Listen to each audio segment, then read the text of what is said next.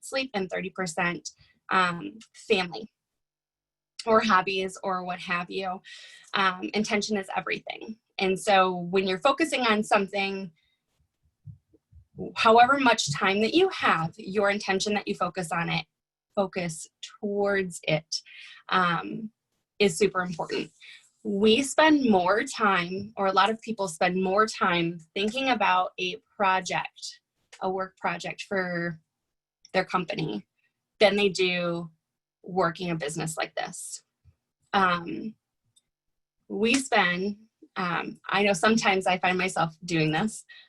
I might spend more time thinking about a holiday dinner and what I'm going to make, and all the side dishes, than I will about pre-planning my week or planning my week as it relates to either my practice or my Zaya business. So the intention that you put on in the things that you do is everything. Putting in as much work into that period of time is crucial.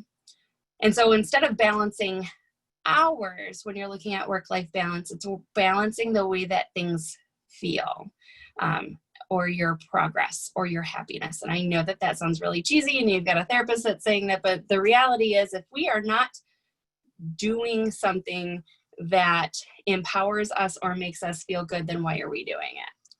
So a little bit of today, what I'm going to do is I'm going to talk a little bit about the difference between self-care and coping, what those things look like, and also kind of this illusion, but really not, of that work-life balance when it comes to business. Everybody can still hear me correct, or hear me well? Thumbs up. Cool. Awesome. I just want to be sure. All right. So when we're talking about the difference between self-care and coping, the way that I teach this is this. Self-care is prevention and coping, self-care is prevention and coping is reaction. So self-care, when we're thinking about self-care, we're thinking about things that are super basic. Eating healthfully, exercise, drinking enough water, hygiene, getting enough sleep. Those things right there are like the easiest within our control. And I'm assuming, I think I said eat healthfully, nourishing your body. Eating healthfully and exercise, both of those are the most underutilized antidepressants and anti-anxiety agents. And yet we're in a society where we want fast, immediate gratification. Self-care is taking a few minutes to do something. Self-care for me, I have three little girls. You may hear them stomping upstairs at some point. Sometimes self-care, being a mom of three, or just a mom in general, or heck, you might be a busy full-time worker, or, be rocking your Zaya biz like Erica, and, all the time is devoted to all of those things. The first thing in the morning, for me, self-care is the first 2 sips of coffee, not a cup of coffee, because let's be real, that's not possible all the time. It's the first 2 sips of coffee. So when I pour my cup of coffee in the morning, I take my first sip before I even turn away from the coffee maker. And then I take my second sip as I am turning to then deal with my children. And part of that is I get really, really frustrated when that's just something that I look forward to is my early morning coffee, or the last 10 to 30 seconds in the shower. If you have a busy life, you are rushing through. I don't know if anybody else on here finds water really soothing, but I'm one of those people. And so those last 10 to 30 seconds, it slows me down, because that's setting the tone for my day. If I'm rushing through a shower, all I'm doing is setting myself up to rush throughout the day. And then I have to be very, very intentional moving forward. Flip this. Coping. Coping strategies are what we do when we're feeling burned out, or when we're feeling anxiety, or when we're feeling depressed, or when your family is coming over to visit and you're super frazzled and everything's a disaster. Like, the way that you take yourself from up here to like 60. So coping is not that it makes it go away. It is to a place that makes it more manageable. So it's not like 100 to 0 or what have you. It's just to get it to a manageable place. So those major restock days, there's a lot of coping those days. Those deep breaths and things like that, or talking with a friend, or listening to music, or getting up and walking away because you can't sit in front of the computer any longer. The difference between self-care and coping, even if you're using them and using the same skill. So water, I'll use that example. Water, like a lake or a shower, that it's my self-care, but it's also my coping. So if I've had a really crappy day, what I'm going to do is I'm going to go take a shower or go for a swim, because it is something that soothes me. Music, reading a book, those things for me, I can do for either one, but it's the intention of why you're using it. So I really wanted to focus really quickly on that, just to explain a little bit of where I'm coming from when I'm talking about some different skills. So the thing that is really difficult too is people think that if you've been working on self-care, or you've been working on coping, or taking care of yourself and your business and your family, or what have you, your significant relationship, working with your partner, maybe they're going through something. The thing that we struggle with is that when one area of our life becomes imbalanced, it can throw things off. So we have like a bunch of different areas in our life that are a priority. And so your spirituality, your work, your family, your health,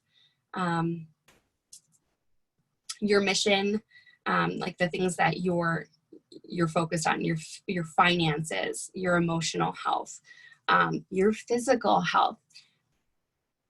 We need to be constantly gauging those things and measuring those areas of our life weekly. So whether that is sitting down on Sunday and setting a goal or what have you, sitting down and listing out what are the top areas of your life that need to be in balance for you to feel like your best self. Again, kind of leaning in that self-care realm too. Caring for yourself allows for you to be your best self and take care of yourself during really stressful times. So if you're going through something and something is really challenging, whether that's like a family thing or work or what have you, automatically your scale is going to go like this. The intention has to be set or reset and refocus without losing these other things. So you might have to give a little bit more here and take a little from this, but it doesn't have to be like that the whole time. But it's paying attention to that, because sometimes what ends up happening is people expect that you're going to go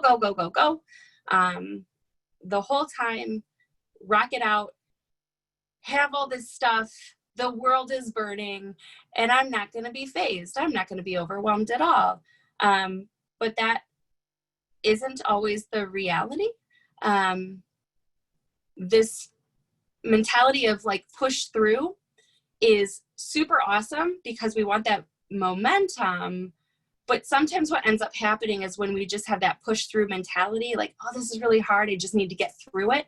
What ends up happening is that we are minimizing the way that we are experiencing things. And it's kind of like putting things into a box, wrapping it up in a pretty bow and putting it on a shelf and never dealing with it ever again. That's not something that we want. What we want is that recognition of, I'm going through something really hard right now. I do need to push through, but how can I keep the wheels moving so that I'm not restarting? Because again, that takes more energy. but how do I give of myself enough so that I am able to continue the work that I am doing. I might not be as focused as I was last week, but your focus is a little bit different because school is starting, or you had a family member that got sick or passed, or you're going through a really, really difficult time with your partner. Maybe there's something inside you that you're struggling with, that imposter syndrome where it's like, oh, I shouldn't be where I am. What if people find out that I'm not as great as I think I am? I don't deserve this. Whatever that is, it's paying attention to those things. And even if you have that push through mindset, it's still kind of this, take the foot off the gas. You know, you're coasting on the highway, you're going 70, 78, and you lift your foot just enough where you're still going, but you're not pushing the gas as hard, because you can't give that much. Your time is finite. It is not infinite. We can't function in that way of going forward and constantly going at things at 100%. And I am guilty of those things. And I know our fearless leader over here is also guilty of those things. We are related, for anybody that doesn't know that. Erica is my cousin. I am someone who functions, or used to function, at 120%, 150%, or at least, you know, if we're talking about percentages, there's no such thing with energy and time. But for the sake of argument, comparatively speaking, when I was working in an agency, my effort, my giving of 100% was like 120%. And then I compared that, or my boss compared that, and would be like, everybody's at 70 or 80. Like, you don't have to be giving 120%. You're gonna end up killing yourself in this job. But to me, I was like, no, I love this. I'm super passionate about it. And what was ending up happening was I was going through this cycle of like burnout, where I'd burn at both ends of the candle. And I get to this point where I can't do it anymore. I contemplate quitting. I'm struggling. I can't get myself out of this rut. And then I'd have to drop off. I'd have to take like a mental health day, or veg out, or whatever, or participate in unhealthy coping strategies, or things that were not helpful, because I thought that was how I would recharge, versus recognizing when I am burning at both ends, I can only do so much. So that place of, if you are finding yourself running at something really, really hard, then hitting a wall once you get there, or soon after, or within a couple of months, check yourself, because your body is the thing that is telling you something. We have these things called somatic symptoms. So your body responds to things, and it's screaming at you. So if you think about it, pretty much everybody on this call, at some point in your life, unless you are a robot, you have experienced anxiety. It might not be clinical anxiety, but you've experienced anxiety. And so in the comments, I want you guys to drop down and tell me how you recognize anxiety when it comes up for you. What do you feel? How do you know it's anxiety? What's happening in your body? Drop in the comments. Let me know what are some things that you or someone else that you know has felt. Snap at a loved one. Yeah. Heavy in your chest, heart racing. Yep. Yeah. Yeah. Can't breathe. Back pain. Start feeling depressed. That depression piece, those go hand in hand. Sometimes with people who struggle with depression, there's a lot of anxiety. And so when the depression's down, the anxiety goes up. So they're usually co-occurring. I can't think, so I get overwhelmed. Okay. Easily irritated, on edge, no patience. Good. I feel angry. All right. Yeah. Irritated, frustrated. Yeah. So, and even with that irritated and frustrated, that's a feeling. And so it's, how do you recognize that in your body? Well, when I feel irritated or frustrated or angry, I get warm. And I am Northern European descent. I live in Michigan. If I could live further north, I would. So when I get hot, everything rises. And when I get to about here, when I'm in a situation that I'm struggling to maintain my cool, when I hit about here with the heat level, I'm about to snap. So things like that. So those are things that are somatic symptoms. Those are the things that tell you how you are feeling. Those are also the things that tell you what is going on in your body. So it's not that you just feel anxiety here. Your body is communicating up here to signal that.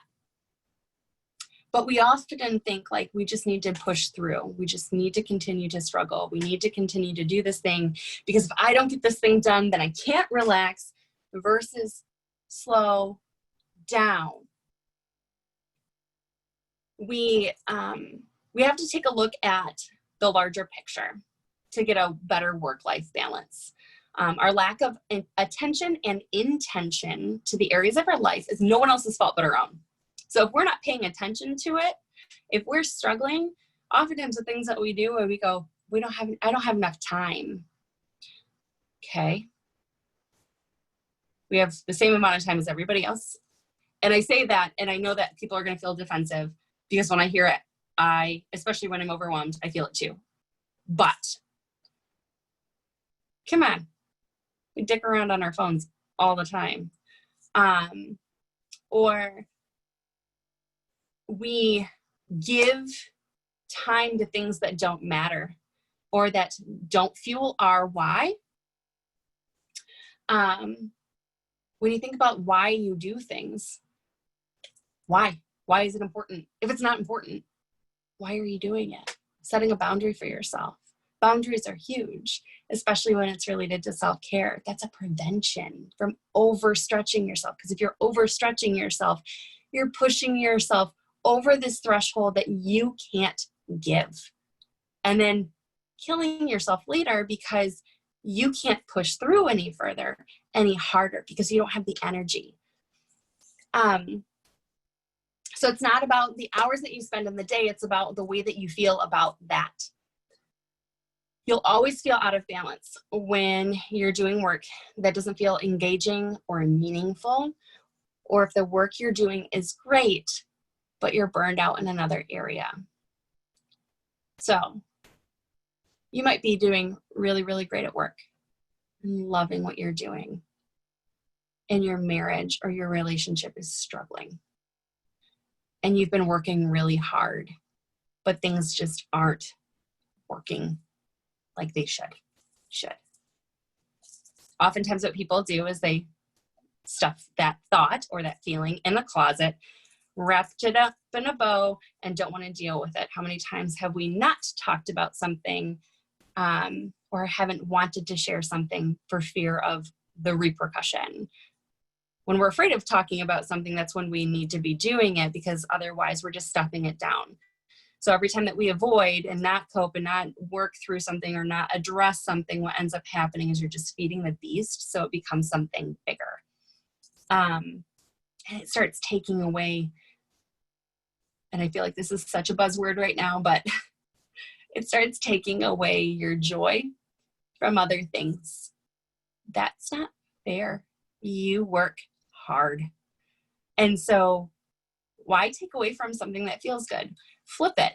Maybe business right now is hurting. Like you're really struggling with it, but your relationship life is rocking. Okay. So how do you become more intentional with the time that you give, or reframing the why? And I'm using the why because I know that's how we talk in this group a lot. And I'm going to reframe that in a little bit. But reframing how you're looking at why are you doing the things that you do, no matter your business, no matter your job. Why are you showing up? Why did you choose that? Why did you choose your career? Because there are going to be days that you're like,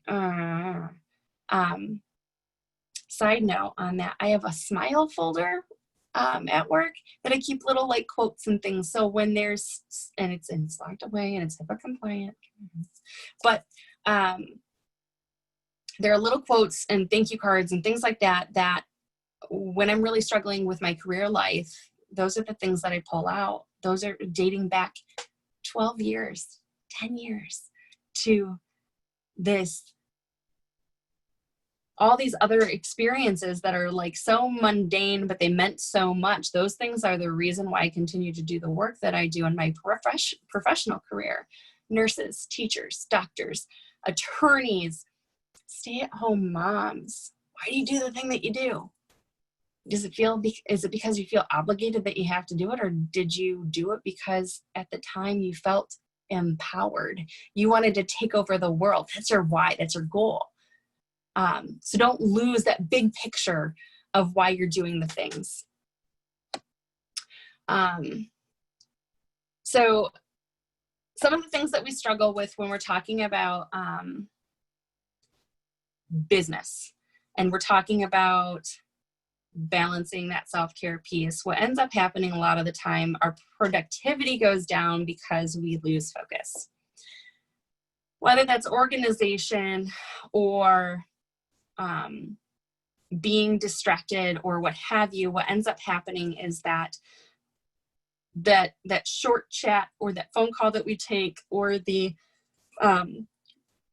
when you're rocking through something and you're on this groove and someone comes in and they're like, hey, I want to pick your brain on something. And like, you don't have that boundary of like, let me just finish that and I'll come back to you. What ends up happening is that short chat can decrease your output, your productivity by 45% that day. And it is hard to come back. It can take up to 2 hours when you are on a groove and you have not planned out that time to take. It can take about 2 hours at most sometimes to check back in and do something else. And the reason why is because we get distracted with, instead of focusing on one thing, we're thinking about the 3 things that we now just got handed we have to have on the top of our brains. I do this all the time, which is why this planner exists. I am old school and I have a Google Keep, I have a Google Calendar. I love it. But to be honest, I am a visual person. So unless I am looking at it, I can't do the things. Like, I have to be able to organize it. And that is my kind of like that creative brain coming out. So we lose our productivity, and part of that is we have to maintain focus. Working straight through a day is not helpful if you're not taking breaks. So every 45 minutes to an hour, take a break. So that is a mental and physical check out. That is a break of 2 to 5 minutes that you can do some sort of transition. Something that helps you get to the next thing on your list. Set an intention about what the rest of your day is going to look like. Using that break to recharge. That does not mean to check your phone. I'm guilty of that, and I'm human. So a lot of the things that I'm sharing with you, I promise I teach this stuff every single day, but I, even as a professional, I still struggle at it. So not checking your phone or checking social media during those breaks. Set another time for that, but when you're checking your phone or that social media, you're reconnecting during a time of wanting to disconnect and recharge. Like, that's not helpful. So giving yourself intermittent breaks throughout the day, super helpful. Take those freaking vacations and actually take the vacation. Support Find someone who can support. It might be that you're checking in and you're letting your VIP group know that you are taking some time away. Hey guys, my teammate might post for me. Keep an eye out. Or it might be that you just go dark for a week, and that might take a hit, but really, like, you need that vacation. Take a lunch break away from your desk. Leave the space. This does not feel good. Go eat in the break room. Go eat while you're taking a walk on your lunch. Right now, a lot of people are doing telehealth. So instead of sitting in your office with the door shut, go for a walk when you're talking to your therapist. So taking a break, going for a walk around the block, stand up at your desk, do some like stretching or some sort of exercise. Take 10 deep breaths. Now, deep breathing. Again, self-care or coping, I do a check-in at least twice a day with my breathing. What you will notice is if you were intentional about taking deep breaths, and we're talking about that like counting to 4. So, and doing at least 3 of those, what you're going to notice is how fast you breathe during the day. And if anybody's ever experienced a panic attack or an anxiety attack, what happens? Biggest thing is your heart starts racing and you start breathing faster. So let's be intentional and like slow down our breathing, because you can't lead your day being super high strung. So taking a moment to reset every hour for 2 to 5 minutes. Don't get on social media or on your email first thing in the morning. This is something that also kind of goes with that whole like slow down your morning, or take, if you need to use those skills that I talked about where it's like the last 10 to 30 seconds in the shower, or the first 2 sips of coffee or tea or whatever you drink. What ends up happening is if you're rushing through that or you immediately jump in, it's information overload. You're setting the tone for the rest of your day. So it's an endless stream of outputs. Searching for or poring over data. You can take a second. You can give yourself permission to wake up, to stretch, to drink a darn glass of water, to eat breakfast, to get a shower. So don't check your email first thing. That flood of emails can create overwhelm and reactivity. It's not a super awesome way to start your day. So distraction can lower your productivity by 20%. When you multitask, your brain can't function and focus on the task at hand because you're still processing the unfinished task. So write things down. I don't know, on my book. I might have it a few weeks back. But I take a list of all the things that I feel like I have to do in a week. And I might have a list of like 20 things that I need to accomplish. What I do is I break that apart and I set intentions. So that might even be a 15-minute timer. This is something I share with people all the time. Set your timer in your kitchen for 15 minutes. That might be doing some emails, checking in with your teammates, scrolling through Zaya Marketing. That also might be cleaning your house. Set the timer for 15 minutes. Go at it.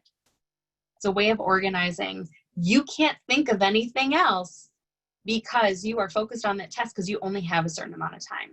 Now, it might not be that it's 15 minutes. It might be that it's 50 before you take that break. But set a timer where that is all you focus on for that amount of time. It's one of my favorite things too, that 15-minute timer for cleaning my house, because it's a really great way of maintaining. So everybody kind of runs at it and like throws stuff where it's supposed to go. And I don't really care if my house is as clean as I wanted it to be before I had children. Like, there's stuff on the floor. As long as like it's somewhat put together, it's lived in, I don't care as much as I used to. let's see, have some notes. If goal setting if setting goals is important, set aside time and stay on track and keep your goals and objectives in check. So this goal thing is something that I want to talk about because, I guess I'm going to back up. We get really motivated by goals. First thing of the year, I'm going to go and I'm going to lose 20 pounds this year or whatever. You go at it. You're like, yeah, I'm going to eat healthy and I'm going to work out. And then you fall off the wagon in 2 weeks or 2 months if you're like pretty decent at it. What ends up happening is we think that goals, just setting a goal is good enough, or a couple objectives. And then we say, I wasn't motivated to keep going. Motivation isn't a precursor. Motivation is not the thing that keeps you going. I want to kind of go back to that, and I'm going to say it again. Motivation is not a precursor. Motivation is not the thing that keeps you going. The thing that keeps you going is your goal. It is your why. If your why, your goal, is not strong enough, then you're not motivated to get there. So one of the things that I challenge people, and it doesn't matter if it's my downline, it doesn't matter if it's people I sit with, it doesn't matter if it's friends or family or whatever. When I hear I'm not motivated, it's not important. It's not important. Don't say that you're not motivated. Yes, there are going to be things that are in the way. Own the things that are in the way, but it's not that it's a lack of motivation. It's that you have these things that are in the way that you have to deal with. So deal with the things, but still keep the bike moving. Don't stop, because it takes too much energy to get back on and start doing it again. If you are someone who started this business a year ago, didn't do anything, and are starting back over again, isn't it hard to restart again? To have to rebuild? I'm a cyclist. I was thinking about this yesterday when I was out with my cycling buddy, and he and I go out and we do 30 to 40 miles. And we were out, and I was sucking wind. I was really, really struggling yesterday. I didn't eat enough, so I was not fueled for my ride. And I'm going up this hill, and all I kept thinking is, I want to stop. I want to jump off. I want to walk this hill. And I knew that if I slowed down during that hill as much as I wanted to, I was going to fall. I was going to end up having to unclip and catch myself. I was going to have to restart. I was going to have to expend even more energy and more time propelling myself forward to try to catch back up to get to the top of this hill. Because I knew the hill was coming the next time, what I did was I prepped myself for the fact that this area that I was about to hit was going to be struggle. So it's kind of that whole like checking in on Sunday to like look at your week and like what's going to be a struggle in our lives this week. Oh, where there's this and that's going to be really busy. So what can we kind of break down so that this isn't something that we have to like, dinner isn't a fight. So motivation is not a precursor. Your goal, your why, your end game, the thing that you want to get to is your motivation. People are too focused on the end goal and not looking at the steps in between. Your goal has an objective. It has objectives that break down the way that you get there. It has action steps. So you look at your goal. What is it that you need, that you are in control of? So you want to rank advance? Great. Cool. You can't be the one that reaches out to someone and you're like, I'm going to sign on 5 reps. that might be a different goal entirely. You don't have control over whether or not someone says yes. What you do have control over is how many people you reach out to. What you have control over is how many messages you send, or how many parties you schedule, or what have you. You want to rank advance. It's not about whether or not somebody is pulling their own weight. It is whether or not you are doing the work yourself. You can't wait for everybody else. You are only in control of yourself. So looking at your goal, whatever goal that is, break it down into action steps that you have control over, not the existential world and everything else. That also includes your day. So you might have to break down your day. What are the things that I need to accomplish this morning? I was not on my game this morning, but I did get quite a few things done. I have some stuff I need to send out to the post office. I just didn't write it down for myself, so I was disorganized. And what I could do is sometimes breaking down my day is, I need to go to the grocery store and the post office, and I need to make a few phone calls. I can do that in an hour, or an hour and a half if I hustle. But what ends up happening is I go, yeah, I'll do it later. And then the rest of the day got to me. No, set the timer, go, leave. Do it. I don't care if you're unshowered. If you have greasy hair, throw it up in a messy bun. That's what it's for. So things like that. 90% of what we are inundated with or hear every single day is negative.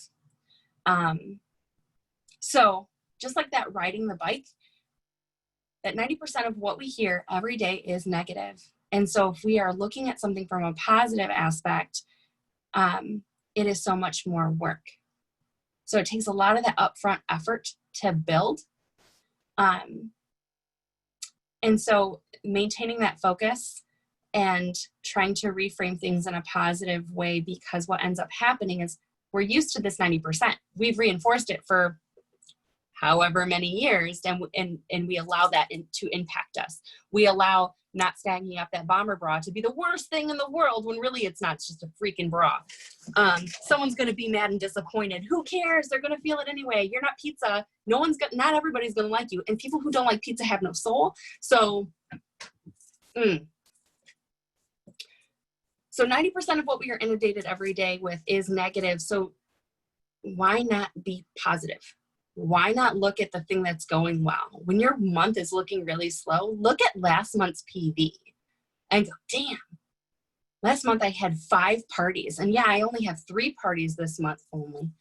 I only have 3 parties, or I only have 1 party, but my PV is half of last month's PV and it's only the 15th. Dude, come on. That's a celebration. Quit dwelling on this crap that's end of goal or end of month.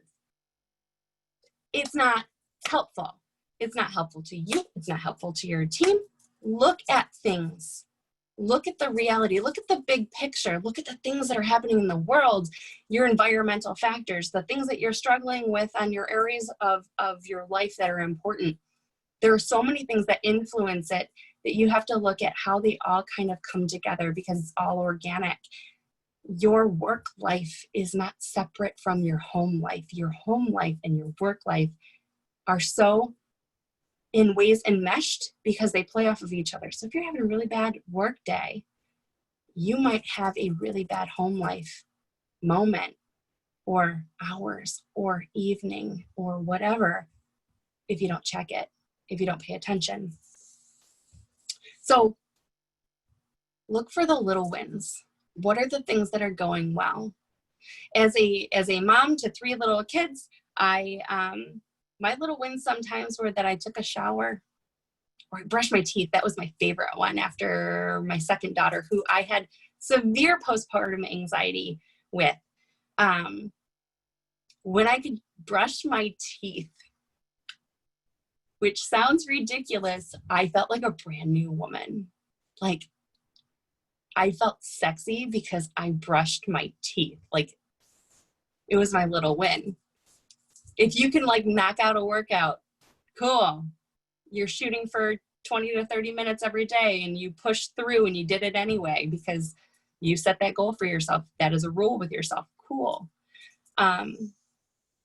When you say that something is a goal, trust yourself, show up.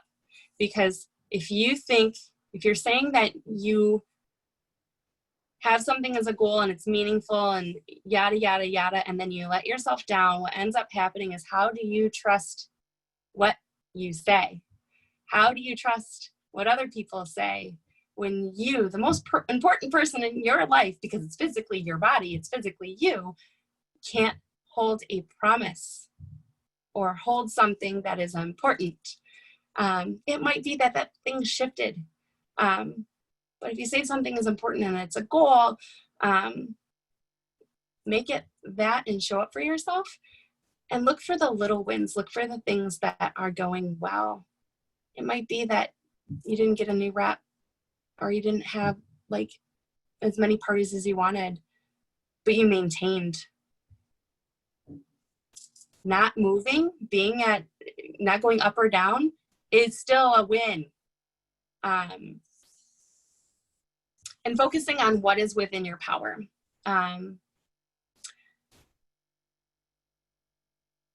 You can't force somebody to do something that they don't want to do.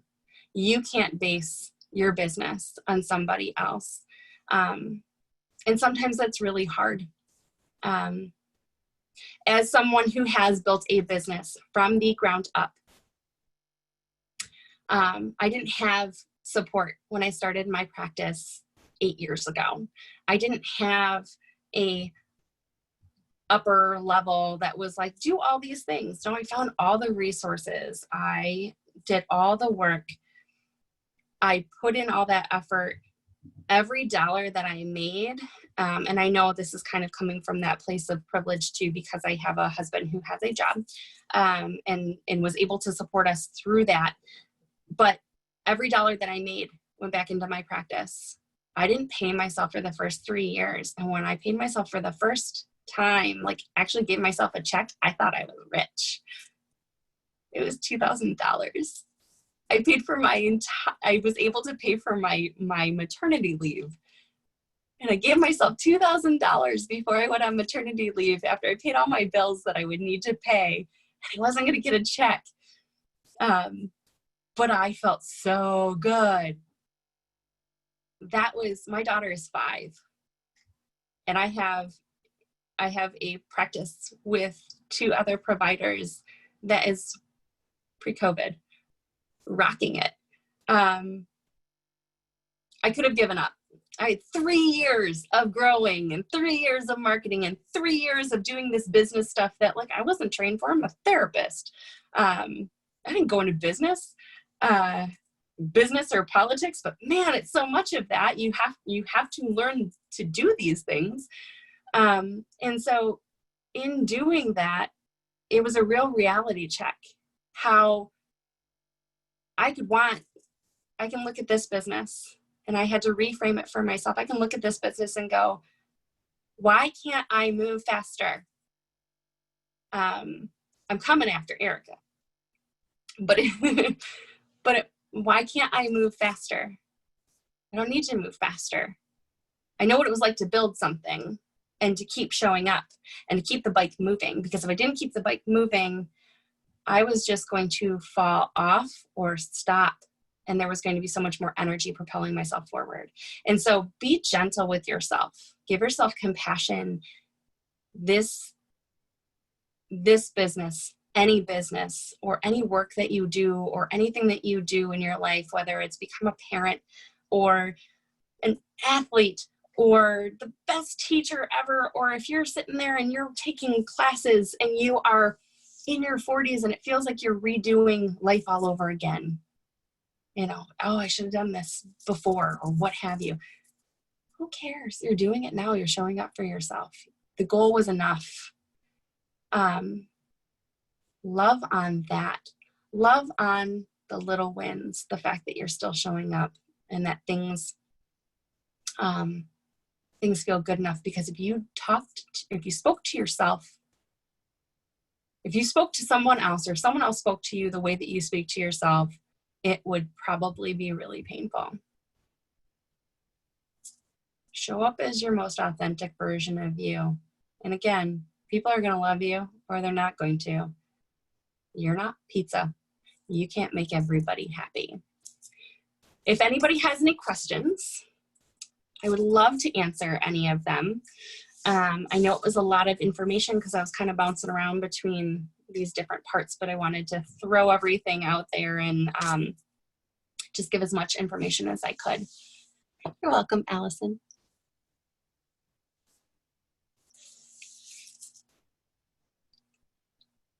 I don't know if there's a lot going on in the chat. I can't really see anything.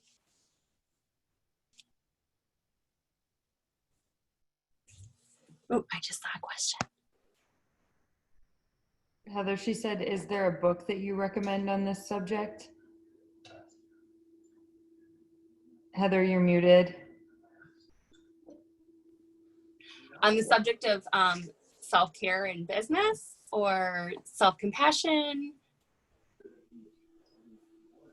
I have a lot of book references because I am a self-care junkie. So, and I'm kind of like totally nerding out on all the direct sales stuff. So message me separately and I will send a She said business and family. Yeah, I see it. Okay. Yes, I can definitely send some recommendations your way of books. Can you personal message me or direct message me just so I don't forget. Thank you, Christina. I appreciate it. Yeah. Christina, would you post them the Zaya Fire post too for everybody? Because I think that'd be really important. I think we could all use a little more self-care and love. Anybody else have any other questions? Thank you, everybody, for being here and letting me blab on about something that I feel super passionate about. Thank you, Erica, for letting me jump on here or inviting me to jump on here and talk about this. And I hope you guys all take or found something that resonates or is helpful. Be gentle with yourselves, please. You are doing the best that you can with the resources that you have. And the resources that you have also include energy and time. So give yourself space, give yourself moments, keep moving forward. And then kind of that, when you're looking at the goals, just make sure you're breaking it down into objectives, things that you have control over, that you can focus on, not the end goal. Because the end goal is going to be there, but you have to hit these other steps too. You know, so be gentle. Thanks, guys, so much. Yay, Northern Michigan! Woo! Thanks, Heather. We spend a lot of time up north. Bye, guys.